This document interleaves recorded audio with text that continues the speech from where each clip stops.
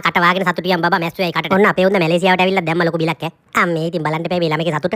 ඔන්න අපේ නිම්නත් ගත්ත 17 Pro එකක්. ඇත්තටම කියනවා නම් අපි 17 Pro Max එකක් තමයි හොය හිටියේ. ඇත්තටම මැලේසියාවේ කොහේවත්ම තිබ්බේ නැහැ 17 Pro Max එකක්. ඉතින් කොහොම හරි බොහොම අමාරුවෙන් 17 Pro 1TB එකක් හම්බුණා. ඔන්න අපේ බබා බොක්ස් එක ඕපන් කරන්න යන්නේ. අපේ ඉතින් බලන්න එපා මෙයාගේ තියෙන සතුට.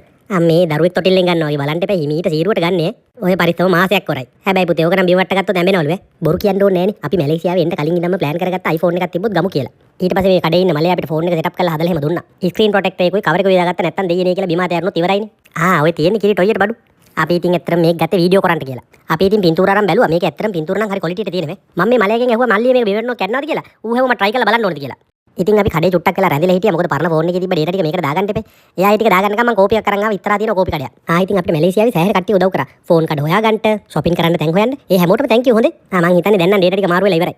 ඉතින් අපි ෆෝන් එක අරගෙන ඉවර වෙලා එතන ඉස්සරහා තිබ්බ DJI shop එකටත් ගියා. එතනුත් පොඩි item දෙකක් ගත්තා. ඒ ටිකෙත් විස්තරය අරන් එන්නම්කෝ.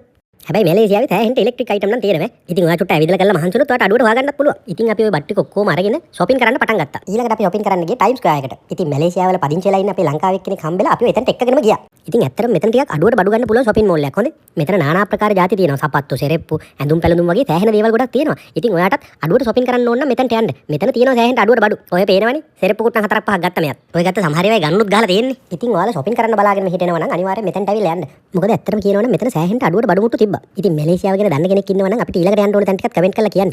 එතකොට අපි ඊළඟ පාරේ එනකොට ඒ පැත්තෙත් වන්දනාමාන කරගෙන එන්න.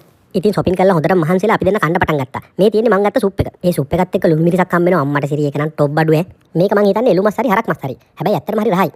එහෙනම් අදට ඔච්චරයි. අපි ගිහිල්ලා ඊළඟ ලොග් එකෙන් හම්බෙමුකෝ. ඕකේ that's it.